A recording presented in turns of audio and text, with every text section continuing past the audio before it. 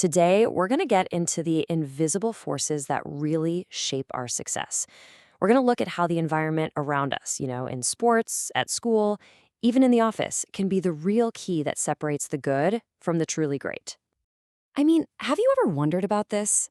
You see two teams, both are loaded with incredible talent, but one just consistently delivers when it counts, and the other, well, they crumble.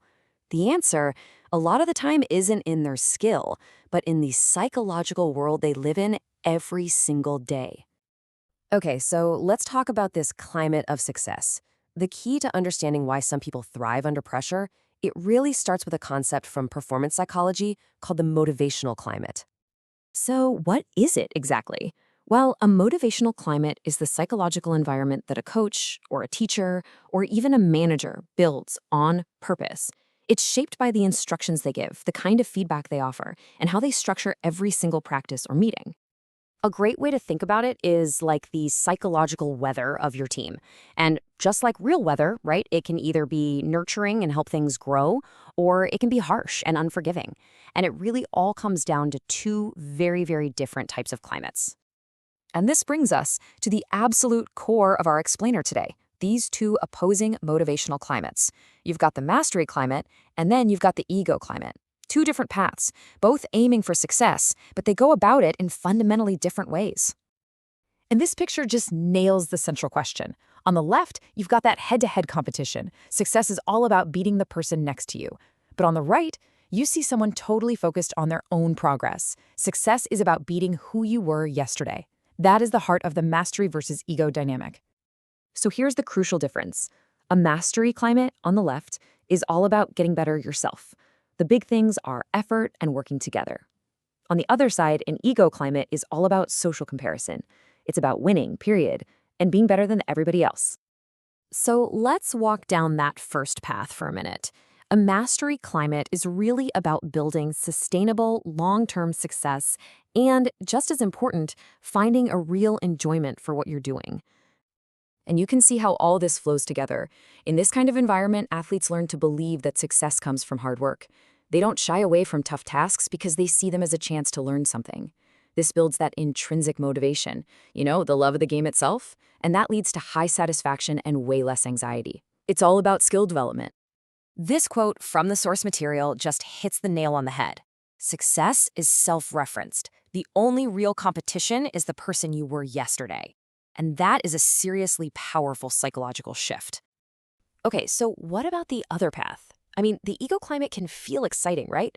It's super competitive, it's all about winning, but it is a high-risk, high-reward strategy that comes with some pretty serious psychological traps. In this environment, performance can be incredibly fragile. It's not just about how good you are, but about something way more subjective. In fact, everything, and I mean everything, hinges on one single factor. And that factor is your perceived ability. Not your actual measurable talent, but whether you believe you're good enough to win and show that you're better than others. This is the absolute linchpin of the entire ecosystem. And this right here is where it gets dangerous. If an athlete in an ego climate feels like they're the best, if they have high perceived ability, it works. They're confident, they're motivated. But if their perceived ability is low, well, that's a recipe for disaster. It leads straight to anxiety, making excuses, or even just quitting altogether.